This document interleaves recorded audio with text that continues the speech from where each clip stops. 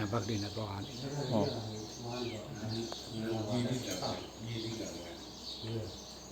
ဖြည်းဖြည်းလေးဆိုရတယ်ရေးပြတာတောင်းတိုင်းရမယ်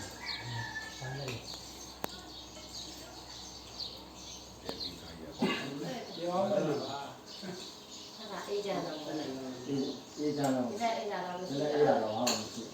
အဲ့ဒါကိုလာပါတဲ့အလုပ်ဒါကြီးမှာပုံစံလုပ်နေရကိုပိုင်းအလုပ်ဝဲသားဆိုဒီလို ဝါလာပြီးသွားတာရေရခေါင်းနဲ့ခကြီးထောက်ရတယ် ဝဲတော့အေးရဝင်ကိုတော့ ပြောလိုက်ပါအောင်လို့ဦးသေးလို့လားဘူးမရှိလို့လား မရှိတော့ မပြီးဘူးလားဝဲသားဆိုတာလည်းပြီးတာ ညမှာမနေ့ကမှထွက်တော့ဘယ်ရည်တော့ကြာရပြီဟာအဲ့ဘာလေးကိုပြောတာလဲဟိုဘာလေးကတည်းကကြီးနေပါကျင်းမှုလေးဟုတ်ဒီဟာတောင်းချက်တာလည်းနေရတယ်ဟုတ်ကဲ့